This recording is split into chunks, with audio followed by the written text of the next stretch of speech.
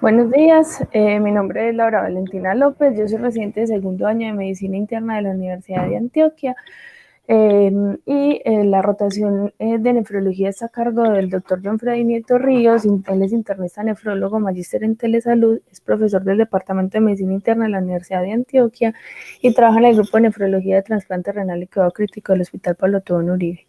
El día de hoy el seminario que vamos a tratar es anemia en la enfermedad renal crónica. Entonces, a manera de introducción, la anemia de la enfermedad renal crónica es una complicación frecuente. Antes de la introducción de la eritropoyetina, estos pacientes requerían más transfusiones y eso les daba un incremento en el riesgo de infecciones y de sensibilización al HLA que dificultaba pues los trasplantes renales exitosos. En cuanto a la definición, se define como una masa eritrocitaria que está disminuida en los pacientes que tienen enfermedad renal crónica. Va a depender del sexo del paciente. Si en las mujeres va a ser menos de 12 gramos de decilitro y en los hombres menos de 13 gramos de decilitro. Es importante que esta anemia generalmente es normocítica, normocrómica y es hipoproliferativa o regenerativa, pero todos estos pacientes que tengan enfermedad renal crónica y anemia, se les debe hacer un enfoque diagnóstico de la anemia, ya que no todos van a ser secundarios a la enfermedad renal crónica, sino que se deben descartar pues, otras causas. Que tengan estos valores de hemoglobina no indica que ya hay que hacer un tratamiento, sino que vamos a ver como con cuáles límites se inicia el tratamiento para la anemia de enfermedad renal crónica y estos niveles de hemoglobina se van a ver alterados también por la altura a nivel del mar en la que se encuentra el paciente, la raza y si es fumador o no es fumador. Más del 90% de los pacientes que tienen terapia de reemplazo renal van a tener anemia secundaria a la enfermedad renal crónica. Esa es la tercera complicación más común y sobre todo se va a dar en las categorías 3, 4 y 5. Y por cada caída de 10 mililitros minuto de la tasa de filtración glomerular, la hemoglobina va a caer aproximadamente 1 gramo y el hematocrito va a caer el 3%. En este estudio, que fue realizado entre 1988 y 1994, que era una encuesta que se le hizo a más de 15.000 personas mayores de 18 años, se estimó que en los hombres, cuando hay una tasa de filtración glomerular menos de 70, se empieza a ver la caída de la hemoglobina y en las mujeres, más o menos cuando tienen 50 de tasa de filtración glomerular, se empieza a ver la caída de la hemoglobina. La prevalencia entonces general en los pacientes que tienen enfermedad renal, que tienen anemia por enfermedad renal crónica, es 15.4%, pero esto va a variar según el estadio de la enfermedad que tienen. Entonces podemos ver acá que los pacientes que tienen estadio 4, estadio 5, son el mayor porcentaje de los pacientes que tienen anemia. En este otro estudio, que incluyó 538 pacientes, que se llama el KIP, era una población ambulatoria de pacientes diabéticos. Podemos observar cómo a medida que incrementa el estadio, se incrementa la tasa de anemia por enfermedad, pues la prevalencia de anemia por enfermedad renal crónica. Y cuando acá podemos ver que en los estadios más avanzados, el 3A, 3B, 4 y 5, por lo general la anemia va a ser normocítica, normocrómica, como vemos en las barras de color café, pero cuando la tasa de filtración glomerular es normal o levemente alterada, es decir, en los estadios muy iniciales, esa anemia no es solamente normocítica, sino que se incrementa la población que tiene anemia microcítica y de ahí la importancia de hacer un estudio completo de estos pacientes. Algo importante y por qué hay que hablar de esta enfermedad es que genera alteraciones hemodinámicas, disregulación del sistema renina-angiotensina-aldosterona y esto finalmente lleva a una hipertrofia del ventrículo izquierdo y estos pacientes tienen un aumento en la morbimortalidad cardiovascular solo por tener la anemia por enfermedad renal crónica. Se dice que hasta una caída de 0,5 gramos de hemoglobina aumenta el riesgo de tener hipertrofia del ventrículo izquierdo en un 32% y esto va a llevar a un incremento en las hospitalizaciones por falla cardíaca y mortalidad por todas las causas. Cuando los pacientes van a ser ingresados a terapia de reemplazo renal, el promedio de hemoglobina más o menos es de 7,3 gramos por decilitro y aquí se ve la diferencia en los pacientes que tengan un promedio de más o menos 5,9 de hemoglobina versus un paciente que tenga 8,4 de hemoglobina. Aquel que tiene 5,9 tiene un mayor riesgo de tener falla cardíaca versus el que tiene 8 y de mortalidad de 43% versus el 29%, es decir, que tiene una relación la caída de la hemoglobina con la mortalidad y la prevalencia de falla cardíaca. Los factores de riesgo entonces van a ser la tasa de filtración glomerular más disminuida, como les mostré en las gráficas previas. Cuando los pacientes tienen una tasa de filtración glomerular entre 15 y 30, eso les da un OR de 36 para tener anemia. Los mayores de 70 años tienen un OR de 18, los afroamericanos de 5, ser diabético un OR de 1,7. Y en cuanto a la fisiopatología, es importante identificar dos causas importantes. Lo primero es que la vida útil de esos glóbulos rojos se va a disminuir. Un glóbulo rojo normalmente ya no va a tener una vida media de 120 días, sino que va a tener entre 60 y 90 días de vida media. Y eso normalmente la médula ósea debería de compensarlo aumentando la eritropoyesis, pero a medida que se va afectando por la enfermedad renal crónica, la médula ósea no puede compensar esa disminución de la vida media de los glóbulos rojos. Incluso si usted le hace unos niveles de eritropoyetina a los pacientes, se los puede encontrar normales, pero no es lo esperado para porque debería de aumentar la eritropoyesis de estos pacientes. Normalmente el cuerpo genera de 2,5 a 3 millones de eritrocitos por segundo.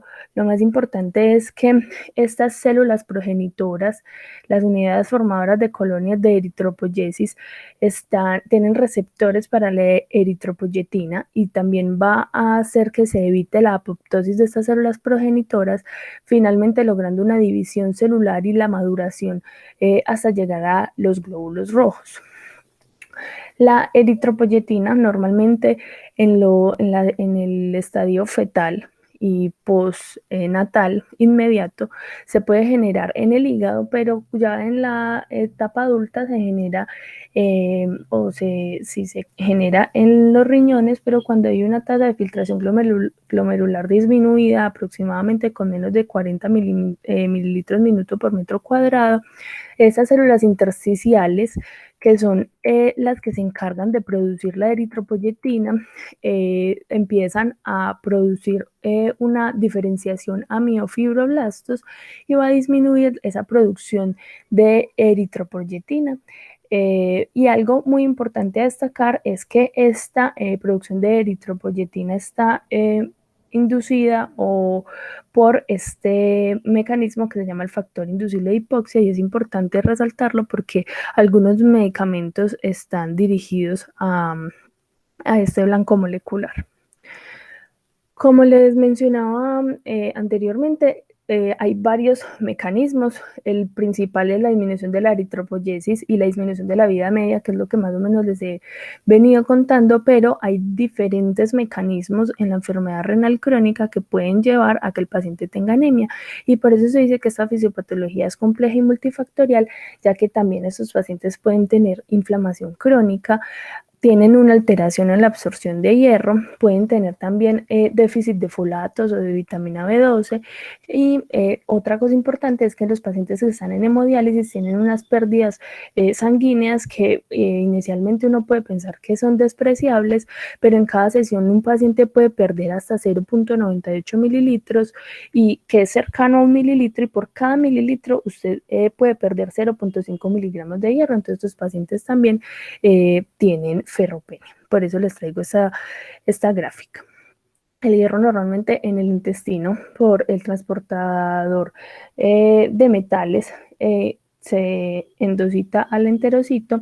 Y algo que cabe resaltar es que este factor inducible de hipoxia está implicado ya sea para la liberación de eritropoyetina, como les comentaba, para la producción de eritrocitos en la médula ósea, pero también está implicado en la ferroportina y en la transferrina para poder llevar este hierro a la médula ósea y hacer la eritropoyesis.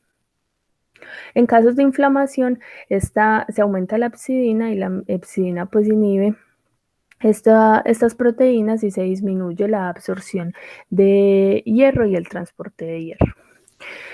Los pacientes que tienen anemia entonces se van a manifestar con palidez mucocutánea, les va a dar intolerancia al frío, disnea, debilidad muscular, astenia, dinamia. Esos pacientes se pueden presentar con palpitaciones, dolor, fatiga, mareo y como les mencioné anteriormente, estas personas pueden tener hipertrofia del ventrículo izquierdo y por eso pues, se pueden manifestar con falla cardíaca, lipotimias. En cuanto al diagnóstico, entonces es una anemia, como vimos en los estadios iniciales, puede ser microcítica, pero la mayoría de estos pacientes van a tener una anemia que es normocítica, normocrómica, esa regenerativa, y algo importante que se debe recordar es que no está asociada a leucopenia y a trombocitopenia. Si el paciente tiene varias alteraciones en varias líneas celulares, se deben descartar otras causas y no pensar que es solamente secundario a la enfermedad renal crónica. Por eso se les debe hacer un hemolocograma completo, se debe medir la vitamina B12, el ácido fólico, se debe realizar un extendido de sangre periférica completo, evaluar los reticulocitos para calcular si es regenerativa o regenerativa. Y como es importante, como vamos a ver también en el tratamiento y tiene algunas implicaciones en se debe medir las reservas de hierro con la ferritina y la saturación de transferrina. Ya les voy a decir cómo se interpretan estos niveles. No es necesario medir la eritropoyetina para hacer el diagnóstico, como les mencioné. Usted puede encontrar una eritropoyetina que es normal y eso no descarta pues como la enfermedad y no hace parte de los criterios diagnósticos. Y hay algo importante es que los pacientes que que están en hemodiálisis, se les debe tomar estas muestras a mitad de semana. En cuanto a los diagnósticos diferenciales, entonces, estas son las causas de anemia que sean normocíticas, normocrómicas. Por eso, en estos pacientes se debe evaluar que no tengan una pérdida aguda de sangre, es decir, que tengan pérdidas gastrointestinales, pérdidas respiratorias, geniturinarias. Se debe medir la función tiroidea, ya que los hipotiroidismos cuando son graves también pueden dar anemia, aunque en algunas ocasiones puede ser macrocítica. La deficiencia de hierro en estadios iniciales tienen anemia normocítica, la anemia por inflamación, pero que también puede ser microcítica, o la anemia de células falciformes. En estos pacientes, sobre todo son pacientes de edad avanzada, recordemos que si tiene una anemia normocítica, que esa regenerativa se debe descartar como un algoritmo diagnóstico normal, pérdidas que nos hagan sugerir una neoplasia en tracto gastrointestinal y también se deben descartar la malabsorción. ¿Cuándo se deben buscar otras causas de anemia? Entonces siempre se va a hacer el algoritmo completo, pero hay algunos tips que nos hacen sospechar que ese paciente tenga una anemia diferente a la enfermedad renal crónica. Como les digo, si tiene otras alteraciones en las líneas celulares, si es una anemia que es desproporcionada a la categoría de la enfermedad renal crónica, es decir, que tenga un estadio 1, estadio 2, incluso hasta 3A, y tiene una anemia severa, hay que estudiar otras causas. Ya si es una caída acelerada de la hemoglobina o cuando no responden a los agentes estimulantes de la eritropoyetina, también hay que estudiar otras causas. Ahorita les voy a contar qué es la definición de no respondedores. En estos pacientes que tienen enfermedad renal crónica, entonces, cada cuánto se deben tamizar para saber si tienen anemia por enfermedad renal crónica. Va a depender del estadio. En los pacientes que tienen un estadio 3 debe ser anual. En los que tienen 4 y 5 y no están en diálisis, es cada 6 meses, pero si están en estadio 5 ya en diálisis, hemodiálisis o diálisis peritoneal, cada 3 meses se les debe hacer un hemoleucograma para tamizar si tienen anemia o no. Por las implicaciones pronósticas que les he venido mencionando, se debe hacer un diagnóstico precoz para darles el tratamiento. Finalmente, entonces, en el tratamiento lo que vamos a determinar es si hay que tratar causas secundarias. Ya les voy a decir cuál es el tratamiento y las indicaciones y cómo se prescribe el hierro en estos pacientes. También tenemos los estimulantes de la eritropoyesis y en qué pacientes se requieren las transfusiones. El tratamiento entonces va a tener unos efectos que van a ser benéficos porque van a tener una reducción del gasto cardíaco, van a tener una reducción de la tasa de la frecuencia cardíaca, van a tener una reducción en los episodios de angina, de isquemia, incluso se puede regresar la hipertrofia ventricular izquierda y se va a estabilizar la dilatación del ventrículo izquierdo. Otros efectos benéficos es que se les va a mejorar la calidad de vida, mejora la capacidad del ejercicio, su función cognitiva, mejoran su patrón del sueño, la función muscular, la depresión, la nutrición, pero el tratamiento de la anemia también va a tener algunos efectos adversos, como puede dar hipertensión, puede dar trombosis, ya vamos a mencionar cuáles medicamentos pueden generar esto, y tienen un aumento en el riesgo de ACV. Voy a iniciar con el hierro. Es importante hablar del hierro porque en estos pacientes cuando se les repone el hierro se va a reducir la gravedad de la anemia. Se debe siempre mirar previo a iniciar los agentes estimulantes de la eritropoyetina, que el paciente no tenga un déficit de hierro. Esto va a hacer que se aumente la respuesta a esos agentes de eritropoyetina y además va a disminuir la dosis de los mismos. Y hay estudios que mencionan que reponerle el hierro a estos pacientes con enfermedad renal crónica avanzada, previo a darle los agentes, va a disminuir la mortalidad con un HR de 0.85. La indicación entonces de hacer un reemplazo de hierro en estos pacientes es cuando tengan una saturación de transferrina de menos del 30% y que tengan una ferritina de menos de 500. Eso por guías CADIGO es la indicación. Pero vamos a ver que hay varias recomendaciones. Como les digo, el umbral pues, más aceptado es este. Ya vamos a tener unas metas para la medición que vamos a hacer de ferritina y de saturación de transferrina.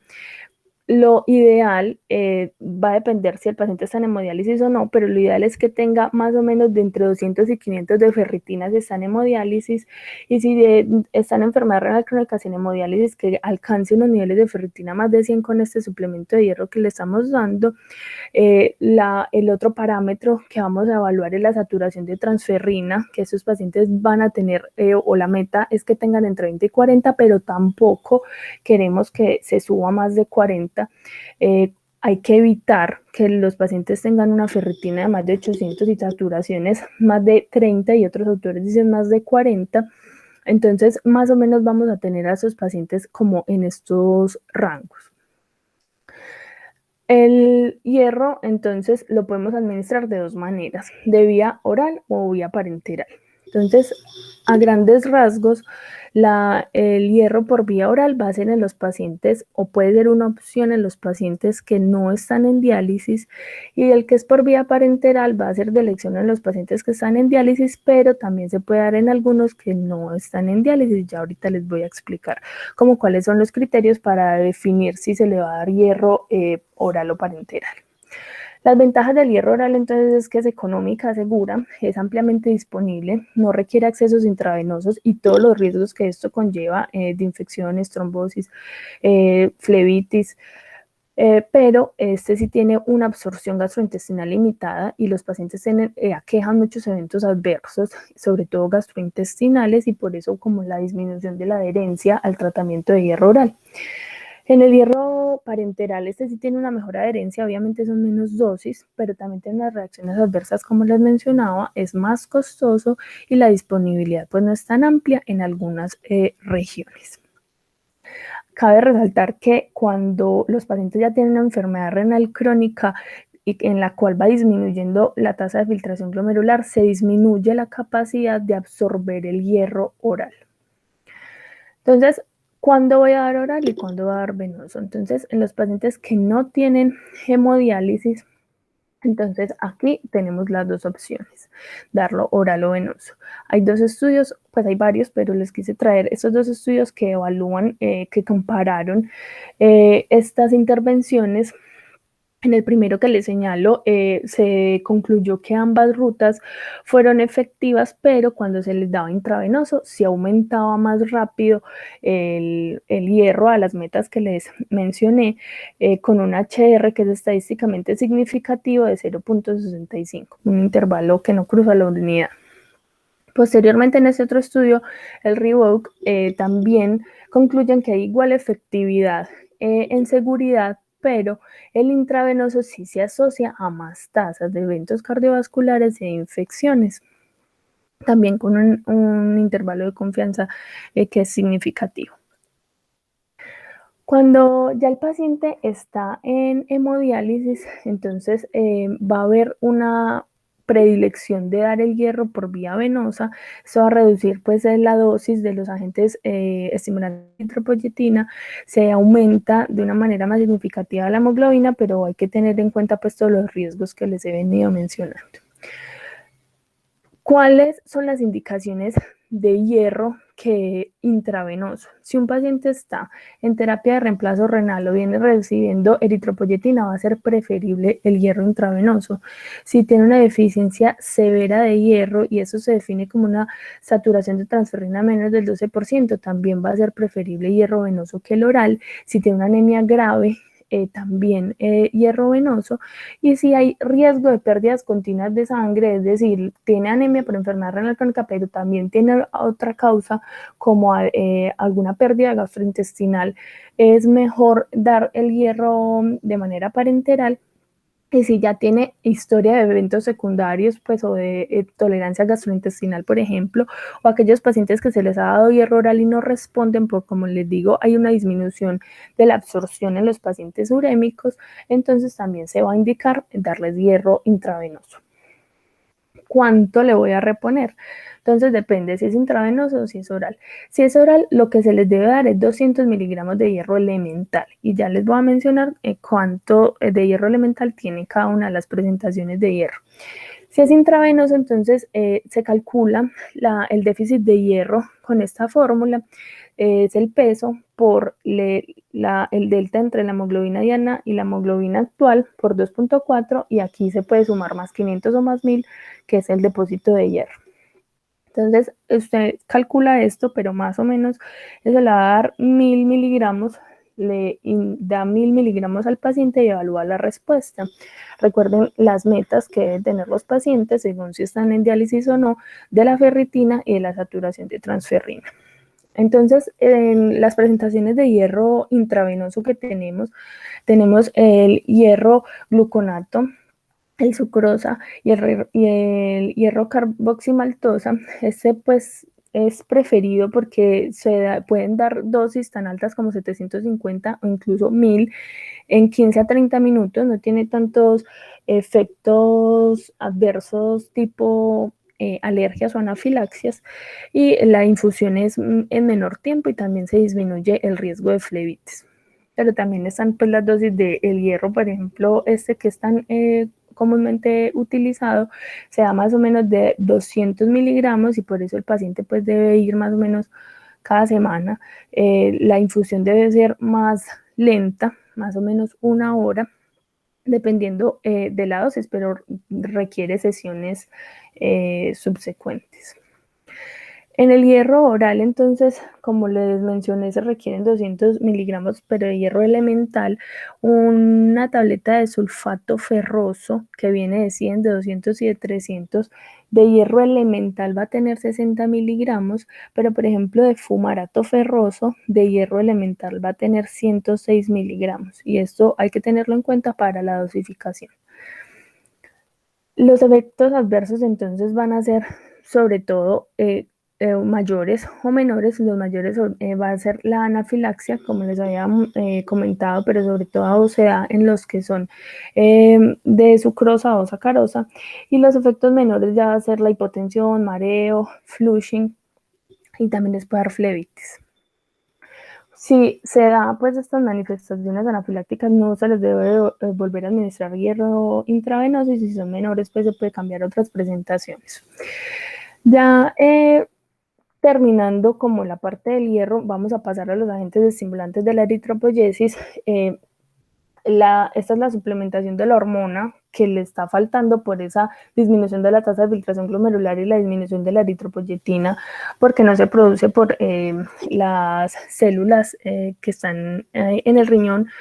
Se debe implementar esa terapia para poder disminuir la sensibilización de a los aloantígenos y el tiempo hasta el trasplante que se daba previamente en estos pacientes cuando no se tenía esta opción terapéutica, y esto va a impactar en diferentes desenlaces como la clase funcional, los eventos adversos, la muerte.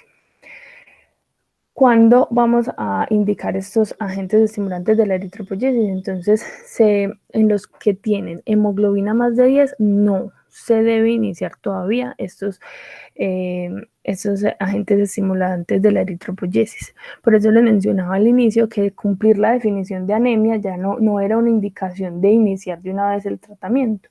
Cuando ya el paciente tiene menos de 10, entonces debe individualizar, y va a depender de cómo es la tasa de la caída de la hemoglobina, cómo respondió al hierro que ya le repuso, cuál es el riesgo de que ese paciente esté requiriendo transfusiones, el riesgo y la carga de los síntomas de la anemia.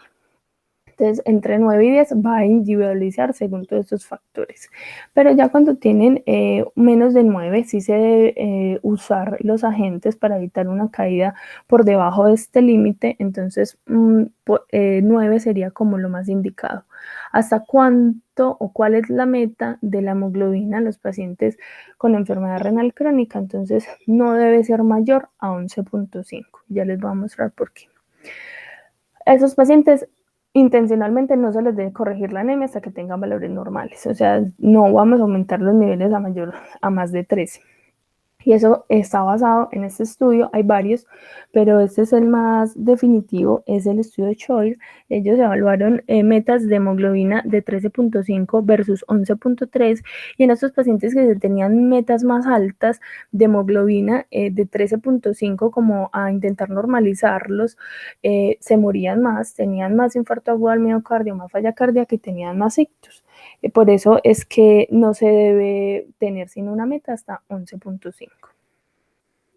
¿Cuáles son los estimulantes de la eritropoyesis que tenemos? Entonces hay la epoetina alfa beta, la darbepoetina, están estos factores estabilizadores del factor inducible de hipoxia que les había mencionado en la fisiopatología, los inhibidores de GATA, está los SERA y los péptidos sintéticos, ya les voy a mencionar cada uno. La epoetina, pues es uno de los que tiene más años, se creó en los años 80, es una molécula que tiene 165 aminoácidos. Hay diferencias entre los aminoácidos para decir si es epoetina alfa o epoetina beta, pero la diferencia principal va a ser en la vía de administración. Se puede dar intravenosa o subcutánea, pero la ventaja que tiene la subcutánea es que tiene una vida media de más o menos 4 días, en cambio intravenosa tiene una vida media de 11 horas aproximadamente. La subcutánea se va a tener una disponibilidad un poco más reducida, pero esto nos va a dar la posibilidad de darle la dosis de la epoetina a los pacientes más espaciadas. Se va a aplicar más o menos 1 a 3 veces por semana, y hay clásicamente pues como la descripción de un efecto adverso a este medicamento, que es la aplasia de células rojas, que ahorita les voy a mencionar cómo se hace el diagnóstico de este efecto adverso, que es muy grave. Tanto la que es subcutánea como la que es intravenosa, y tanto la alfa como la beta, pero más la alfa, puede generar esta aplasia de células rojas.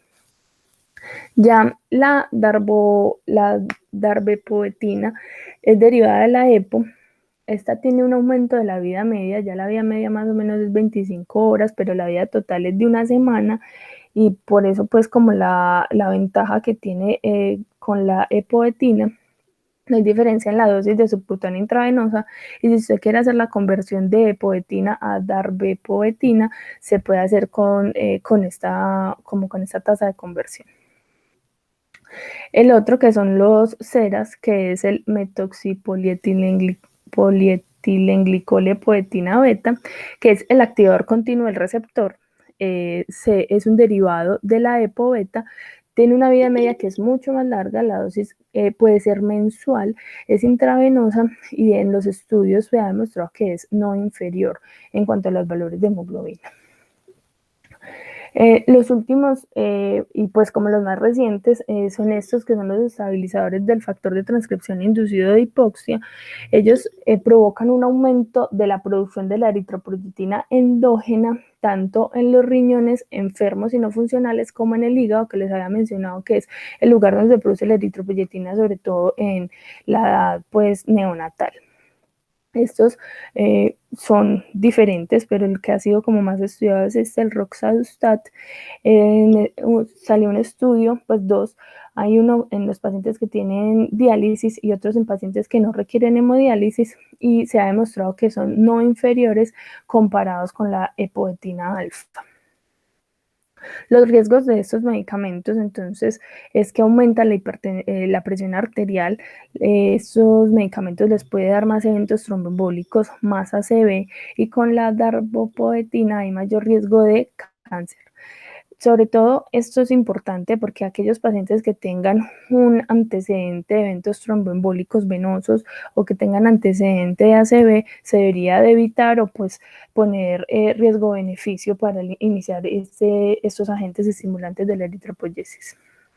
Acá están las dosis, este es el que más usamos, de 25 a 50 unidades kilo, entonces más o menos va a dar 2.000 unidades, y que se da de 2 a 3 veces por semana. Recuerden entonces que la meta es de 11.5, entonces si llega a estar mayor de 11.5 la hemoglobina, se debe reducir la dosis.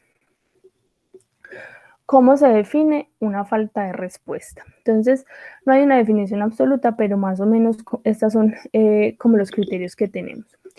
Usted le inicia la reposición de hierro y le inicia los agentes estimulantes de eritropoyetina, pero si el paciente no tiene una hemoglobina que aumente luego del primer mes con los agentes a una dosis acorde con el peso, y después de tener un tratamiento estable requiere aumentos de hasta el 50%, entonces se define como una falta de respuesta. Cuando el paciente tenga una falta de respuesta, pues porque no le aumenta la hemoglobina o porque requiere esos aumentos, usted debe buscar cuáles son las causas de la pobre respuesta. Entonces debe definir si tiene deficiencia de hierro. Recuerden que por eso les mencioné en el tratamiento primero el hierro, porque hay que reponerlo en estos pacientes. Se debe descartar que el paciente no esté infectado, esté inflamado, se le esté haciendo subdiálisis, está sangrando por alguna parte, o que tengan hiperparatiroidismo. Es una causa muy importante de falta de respuesta a los agentes. También si tiene deficiencia de otros nutrientes como folatos o vitamina B12, o que tenga cosas tan graves como un síndrome mielodisplásico o algún desorden de la médula ósea, que obviamente pues no van a responder al tratamiento. Los IECAS también pueden dar una falta de respuesta. ¿Cómo vamos a hacer esa búsqueda entonces como de las causas de falta de respuesta? Entonces lo primero hay que mirar la adherencia. Mirar la adherencia, si se lo está inyectando bien, y mirar la dosificación. Otra pista diagnóstica puede ser hacer un recuento de reticulocitos. Si el paciente tiene un aumento de esos reticulocitos, hay que mirar que no sea que tenga pérdidas sanguíneas, que tenga hemólisis, y por eso hacerle estudios endoscópicos o estudios de extendido de sangre periférica, LDH. El otro paso sería evaluar pues los niveles de vitamina B12, de folatos, la ferritina y la saturación de transferrina, evaluar la PTH, por lo que les digo del hiperparatiroidismo, la PCR por si hay algún grado de inflamación que no deje que se corrija esa anemia, y el uso de los IECAS. Finalmente, y pues como último paso de diagnóstico, si usted sospecha que el paciente tiene una enfermedad en médula ósea, pues se deberá llevar al paciente a una biopsia de médula ósea y tratar pues ya la condición. La aplasia pura de células rojas, como les dije, es un efecto adverso que se presentó en los pacientes que tenían epoetina alfa. Esto lo que causa es que hay unos anticuerpos IgG que neutralizan la EPO recombinante, es decir, la epoetina alfa, pero también iban y neutralizaban esos dos anticuerpos la eritropoyetina endógena. Entonces el paciente quedaba aplásico. Clásicamente los pacientes empezaban con una disminución cada semana de 1 gramo de hemoglobina, con altos requerimientos transfusionales, podían llegar a requerir hasta 4 en una semana. Por lo general solo pues como lo que inhibe o lo que afecta la eritropoyetina, entonces las plaquetas y los leucocitos están normales, por eso pues el nombre, y era pues con A regenerativo. El diagnóstico se confirma con una biopsia de médula ósea y se confirmaba pues que sí era mediada por anticuerpos. Ya para finalizar, entonces, las transfusiones sanguíneas en estos pacientes se deben evitar en la medida de lo posible, sobre todo si el paciente es candidato a ser llevado a trasplante renal. No hay una meta o un nivel de hemoglobina para transfundir a estos pacientes, sino que la transfusión debe ser guiada por los síntomas. Pues a menos de que vaya a ser para una estabilización hemodinámica o para una corrección preoperatoria, pues sí hay una recomendación de hacer las transfusiones, pero evitar en lo posible por el riesgo de dañar pues el éxito de un trasplante renal, y lo otro que les da sobrecarga de hierro, y como les mencioné anteriormente, una ferritina más de 800 pues no tiene desenlaces benéficos en estos pacientes. Se deben seguir entonces, si están en estadio 3 a 5, cada 3 meses estos niveles de hemoglobina, pero si están en hemodiálisis, el seguimiento en los pacientes que tengan anemia debe ser mensual. Como conclusiones les traigo esta gráfica que resume todo el tratamiento de esta enfermedad. Entonces, si usted tiene un paciente que tiene anemia, que tiene enfermedad renal crónica, entonces debe excluir todas las otras causas. Si ya tiene una ferritina menos de 100, considere iniciar el tratamiento de hierro con las dosis que les mencioné y las presentaciones que les mencioné. Si ya tiene un hierro normal, entonces empiece a reponer los agentes estimulantes de la eritropoyetina. Ya usted, según su disponibilidad, elige cuál medicamento. Según la respuesta, va ajustando la dosis entre 25 y 50% mensual hasta que alcance la meta. Recuerden no subirlo a más de 11.5 y seguir evaluando las metas también de hierro, de la ferritina y de la saturación de transferrina. Muchas gracias.